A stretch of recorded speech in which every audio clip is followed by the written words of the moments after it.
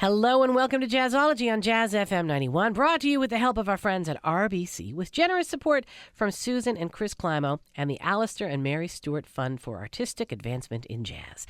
I'm Heather Bambrick, your host, and I thank you for joining us. Each week on Jazzology, we speak to a young musician from one of the 4 post-secondary music institutions that are in and around our area, and those are University of Toronto, Mohawk College, York University, and Humber College, which is where our guest this week is studying. He's in his 3rd year as a guitarist at the Humber Music Program, and it is a pleasure to welcome Zamon Mak to Jazzology. Welcome. Hi, Heather. It's great to be here. It is great to have you. How are you feeling now, 3rd year? Have you noticed, like, is there like sort of a hard, easy, or easy, hard kind of formula from year to year at Humber? Yeah, definitely. Everyone I talk to at Humber always is like, yeah, like the first 2 years are like the really difficult, horrible ones. Okay. Because it's like you have music theory first 2 years and then ear training as well in those first 2 years. Like you have all this stuff like kind of forced on you. Right. And you don't get much of a choice as to what you want. And the first 2 years are very jazz based. Okay. And a lot of my friends at Humber don't really play that much jazz, or they're not super into swing and stuff like that, which is cool. Mm-hmm. But it's pretty hard for the people who really just want to, like, they come to Humber because we have, such a great production program and all these, like, facilities that are so great. But yeah, it's definitely pretty hard for the first 2 years. It's very, like, it's a heavy course load. Yeah. So do you feel kind of like you're breathing a little easier this year? Yeah, definitely. I mean, yeah, I'm still really busy, but it's like first 2 years you're busy doing things you don't want to do, but now I'm like even busier, but I'm doing the stuff that I love to do, which is like I'm performing a lot, and like I was so surprised this year I like got asked to be on so many recitals. It's just like it was so nice. What does that mean? What does that mean for you as a performer, as an artist, as a musician, to be asked by your colleagues, by your fellow students, to be part of their ensembles or their recitals? Yeah, I mean, it means so much. It's like performing is something that I've always loved doing. Mm-hmm. I don't know, being asked it's such a high compliment for me. Like, and like especially at Humber we have the privilege of playing so many different kinds of music. You know, read my mind. I was just gonna say. So what does that do then for your preparation wise? Because as you said, there are people that are coming to Humber for jazz, people coming to Humber for different styles of music. They just want the training. And then they're saying they're all doing recitals, and all these people are going to ask you, what does that do for your workload in terms of preparation and stylistic preparation? Yeah, I mean, I'm asked to do a lot of things because people know I can kind of like conform to what, people know what I sound like and what I like. Mm-hmm. What I play like. So, right. When I'm asked, it's not like something like crazy, like out of left field kind of thing. Right. Like even though like I'm very much like coming from like a rock background kind of, and like I got into jazz recently more or less. So I do play a lot of jazz, but like stuff like R&B, like I'm asked to do some R&B stuff, and I'm like, oh man, this is like, it's so like. It's just a different thing, you know, like all the rhythmic stuff. It's like, it's a whole different, school of playing. And it's really amazing. I was going to say, because that different then can be like, whoa, I like this, or whoa, I don't know how I'm going to do this, Yeah. It can go one of two ways. Yeah. We're going to look at your music list, and we're going to actually play a couple of tracks back to back. And if I'm not mistaken, both of them are Canadian, which is lovely to see. So Laura Anglade is coming up in a minute. Yes. Tell us about this track. Oh, this is so great. Yeah. Laura is so great. She's such a great vocalist. My teacher, Lucian has had a lot, like he's known her for a while. And so I would always watch videos of them playing together and like doing these duets and stuff. It's so great. She's really amazing. And on this track also is there's Peter Bernstein on the guitar and Adam Aruda on drums. Ooh, nice band. Yeah, Peter Bernstein's amazing. Yeah, I love Peter Bernstein. Absolutely. And we're starting things off with Jocelyn Gould. Yes. Oh my gosh, Jocelyn. Oh yeah. Have you studied with Jocelyn yet? Yes. Yeah. My first year, we all had all the guitarists have master classes the first 2 years. Okay. And the first semester she was there, she left after to go and like tour the world and stuff because she's just so amazing. But yeah, she's such a great person. I went to see your shows and like we just kind of hang during like the intermissions of the sets. It's so cool. She's so awesome. Yeah. And why this track, Jingles? Jingles, yeah. Wes Montgomery. It's a Wes tune. I love Wes Montgomery. He's like the best jazz guitarist ever, I think, in my opinion. Right. But yeah, just a great tune, really fun, super swinging, and Jocelyn plays it spectacularly, really great. Love it. All right, we're gonna check it out. Here is coming up some Laura Anglade with "I Don't Mind," Ellington and Strayhorn work, and first a little Jocelyn Gould. Here's Wes Montgomery's "Jingles," and this is part of the playlist of our guest this week on Jazzology from Humber College. It is guitarist Zamon Mak.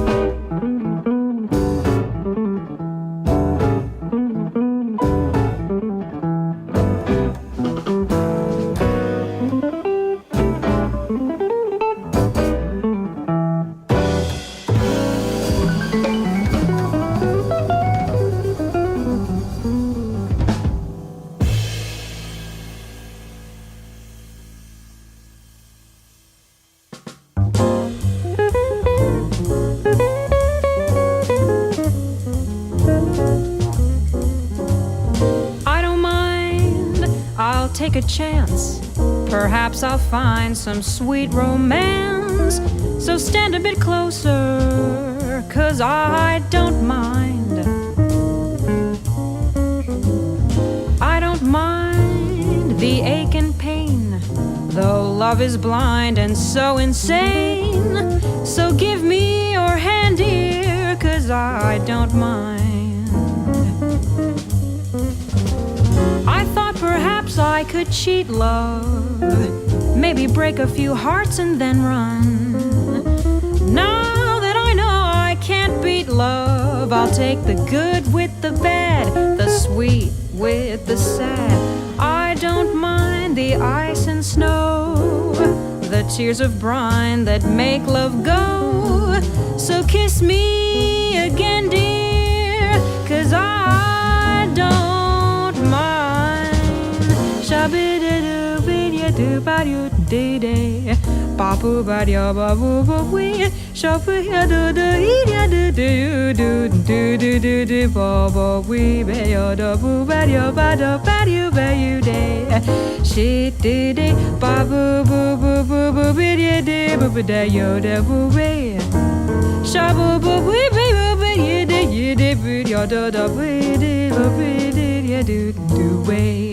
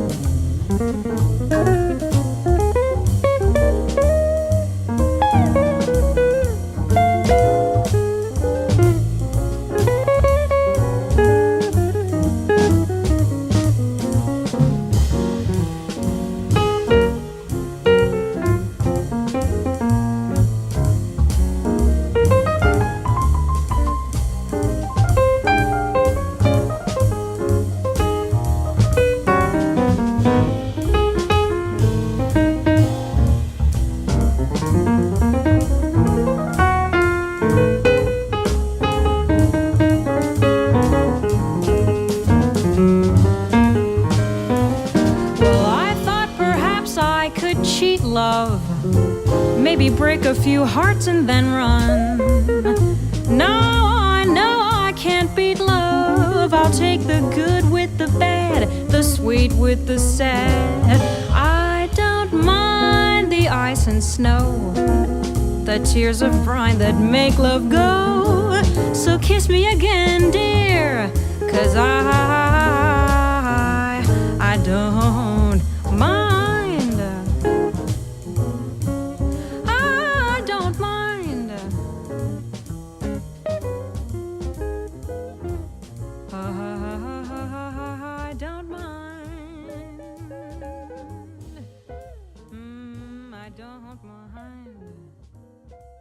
Laura Anglade on Jazz FM 91, Jazzology. And before that, we had some Jocelyn Gould, and both of those tracks were brought in by our guest this week. He is a student at Humber College. It is Zamon Mak. And you mentioned when we were, just before we listened to the music, that your background, like you approach this music starting in rock.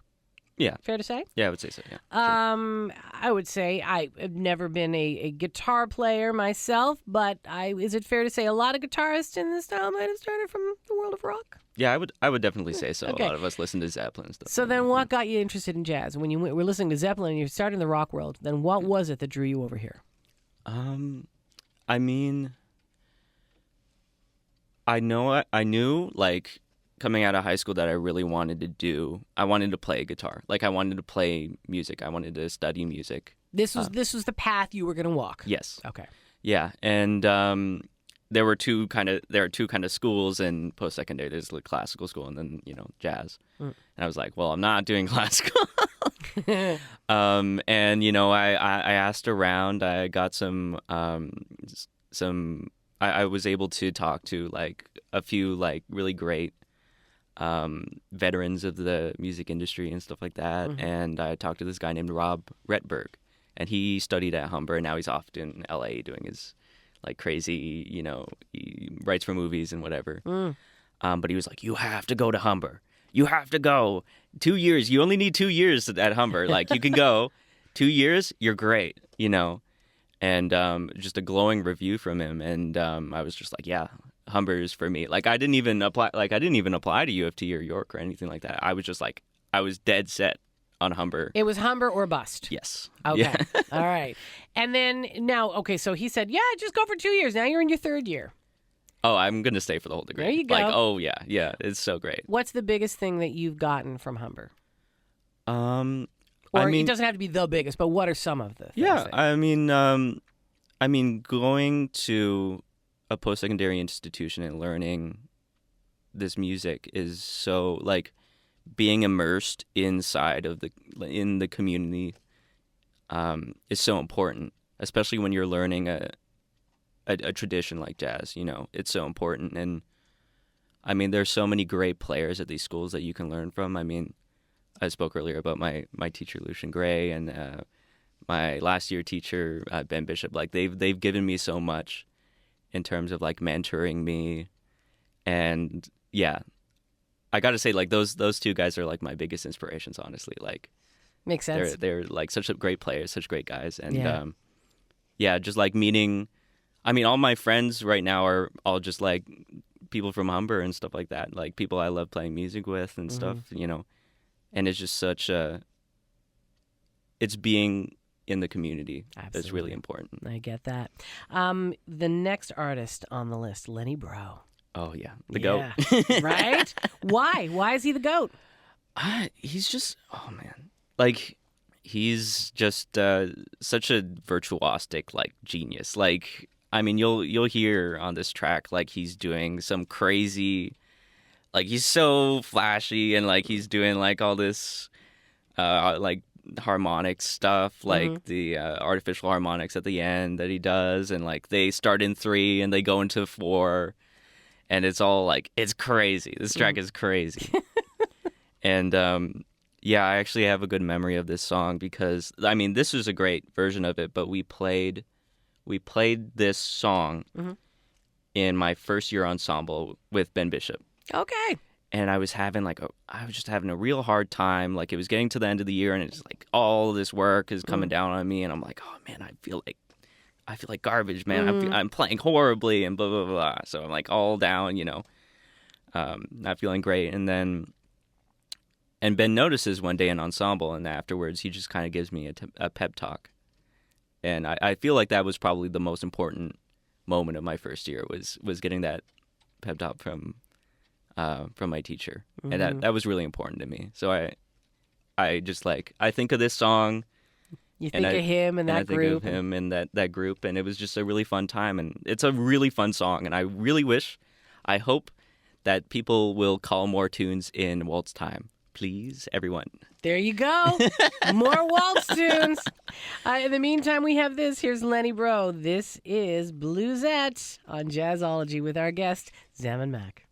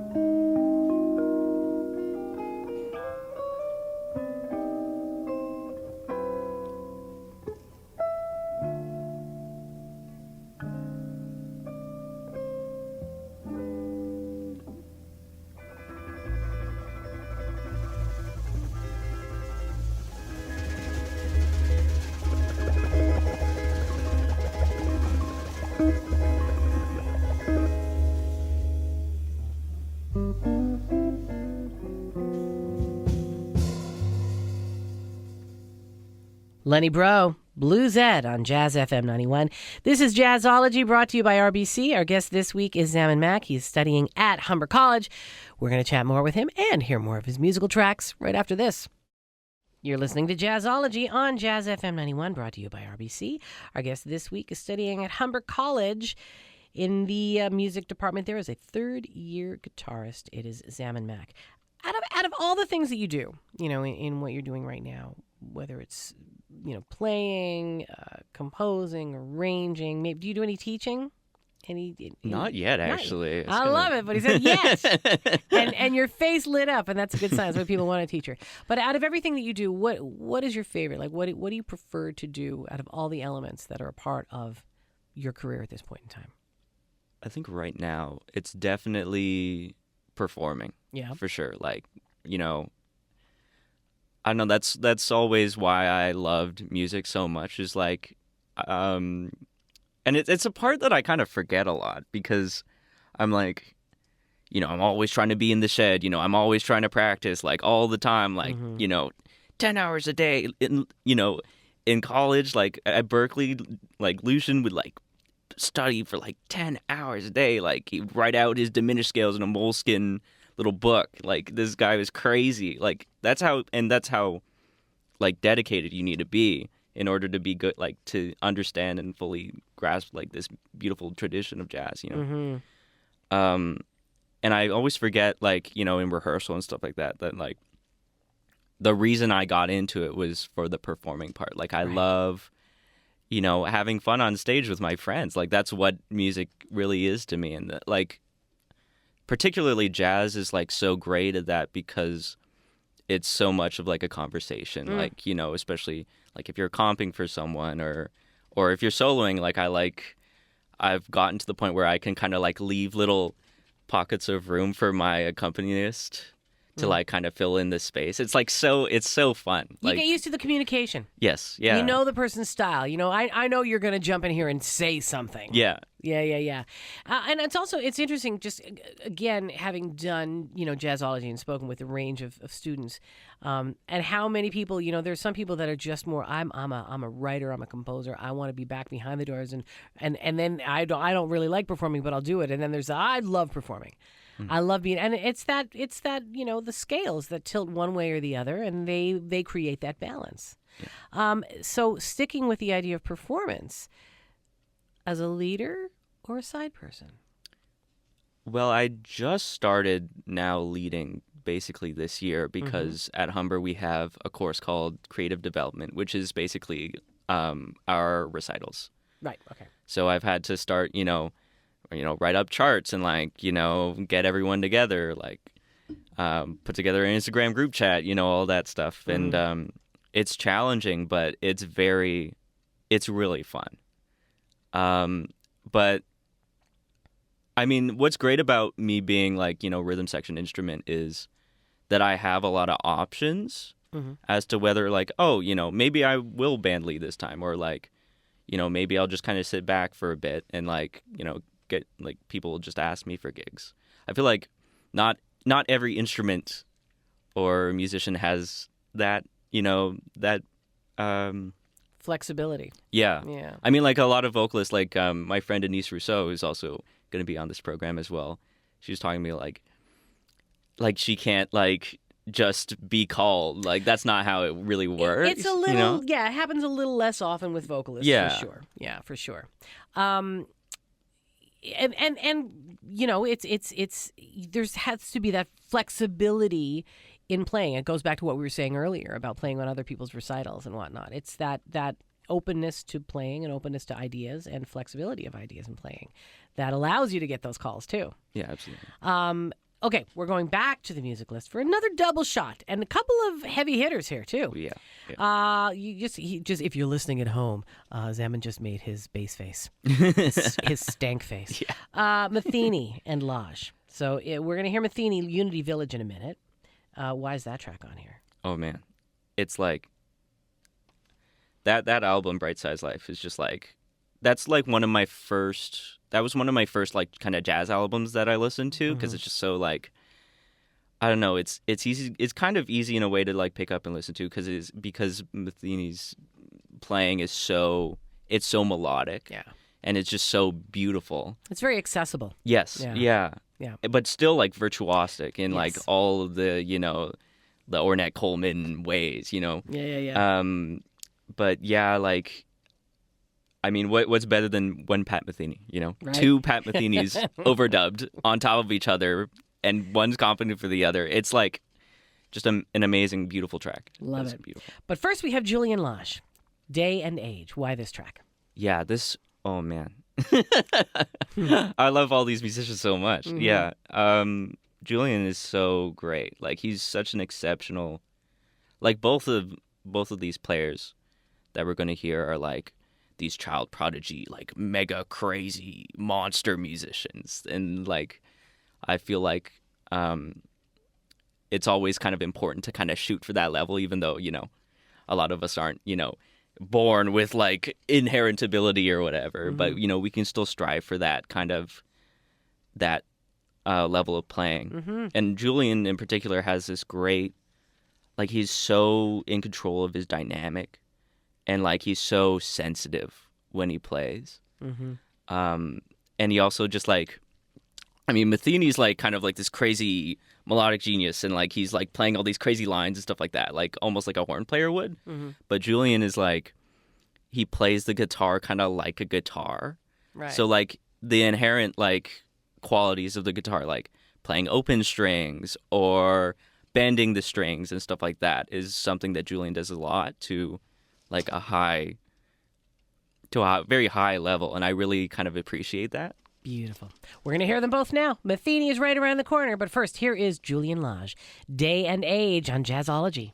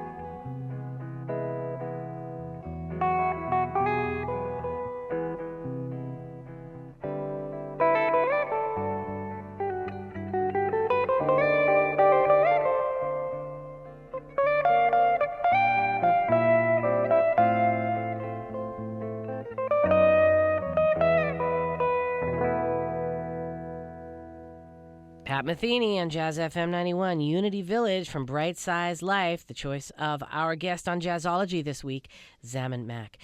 Have you done a 5-year plan? 5-year plan? Yeah. I mean... 5-year, 10-year, 2-year? You know, how far out are you planning? What's next for you? That's a good question. I mean, I'm always kind of thinking about like where I want to go. I mean, even when I'm playing, I'll be soloing on a tune. I'll be like, what could I be playing right now? What do I have to shed right now to like sound better? How can I sound like Lucian? You know, like stuff like that. I'm like, so I'm always kind of in my head about that. But like, yeah, I mean, I haven't really written it all out kind of thing, but it's all like, well, I want to, you know, I obviously want to keep playing music forever, you know. Yeah. I want to teach, you know. I'll probably end up hopefully doing my master's or something like that, you know, doing the Cody Copeland thing, you know. So the learning. Yeah. The learning continues, whether it's on the bandstand or in a classroom. Absolutely, yeah. I just want to be in it. Like, I just want to be a part of this community forever. It's so great. Like... And within the greater jazz umbrella, you know, the other styles of music, like where do you see yourself playing? Where do you feel most comfortable stylistically within the jazz world? Yeah, I mean, that's a good question. I think right now I'm really into a lot of like the straight head, like bebop kind of thing. Okay. Like the more, you know, like kind of traditional. Yeah.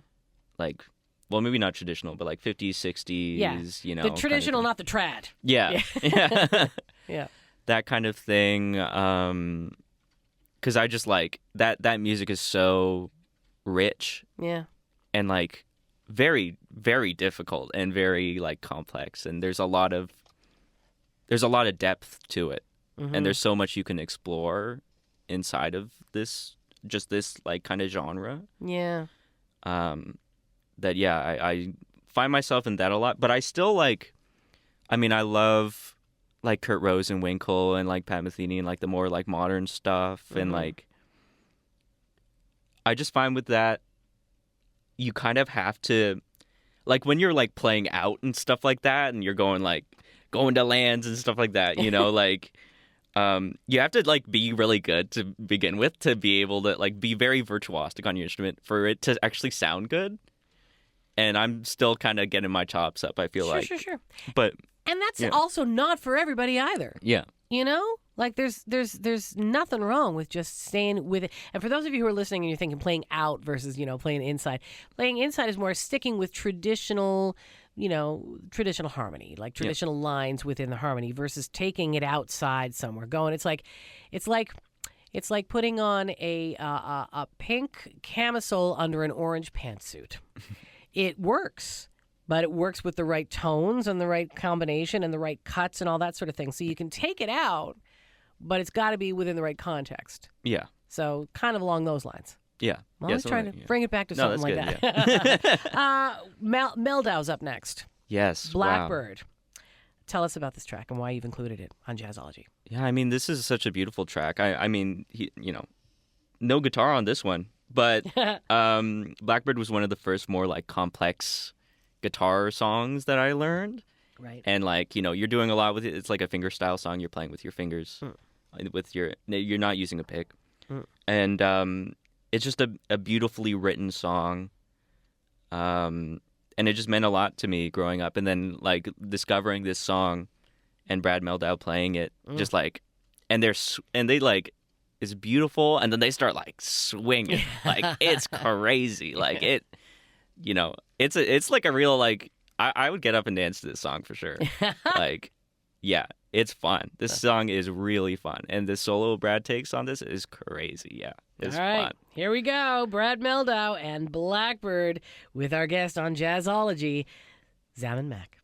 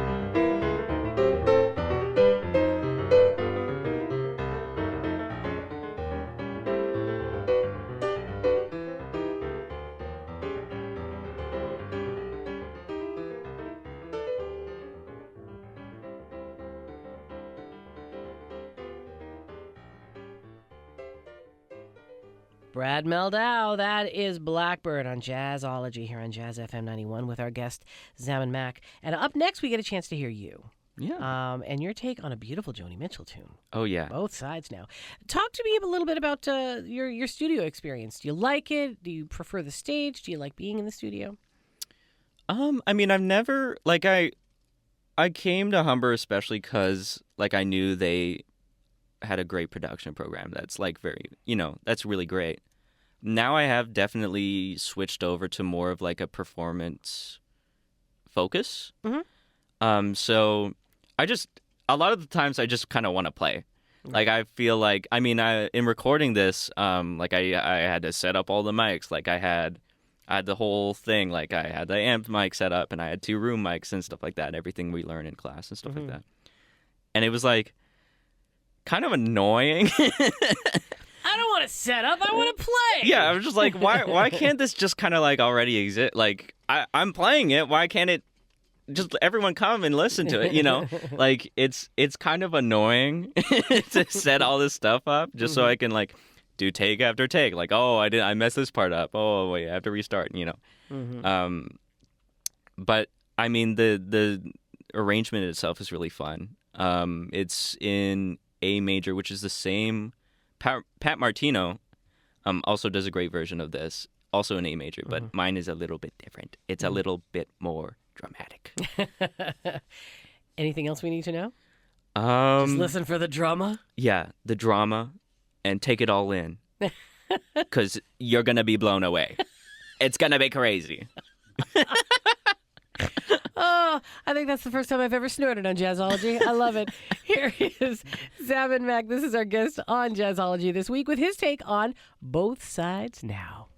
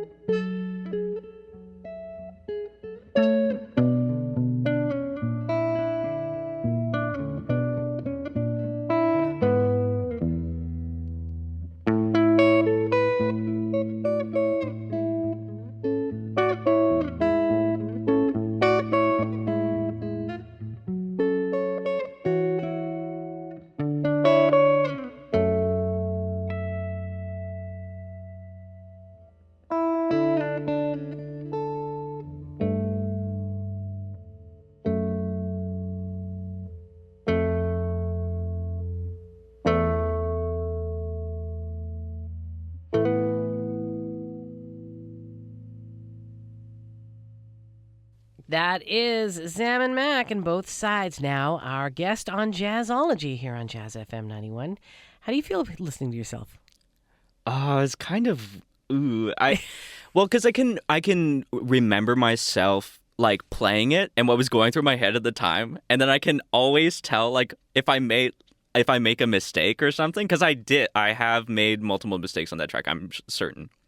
Well, you'll always want to fix. We'll always want to fix yeah. something, right? If people want to find you and follow your career and learn a little bit more about you, how can they do so? Yeah, well, I have a new website. Excellent. It's just my name, Zamon Mak, ZamonMak.com. I'm on all my socials as Zamon Mak. Yeah, I mean... And socials are connected on your website too, right? Yes, that's correct. There you go. Yeah. So one-stop shopping. You can find him on Instagram and other socials by visiting Zamon Mak. And it's ZamonMak.com, right? Yep. There it is. Congratulations on everything, and thank you for being a part of Jazzology. It's such a treat to meet you and chat with you, and best of luck going forward. Thank you so much. It was so great. This is so fun. Excellent. We'll have to do it again. That is Zamon Mak, our guest this week on Jazzology. And again, find him online at ZamonMak.com. Before we go, I want to thank the team for the work they do on Jazzology. Glenn Cross for engineering and production, Jelani Watson for pre-production, our friends at RBC, as well as Chris and Susan Climo, and the Alistair and Mary Stewart Fund for Artistic Advancement in Jazz for their continued support. Thanks to you, our listeners, especially our donors, because your support allows Jazzology to happen. And thank you to our guest this week from Humber College, Zamon Mak.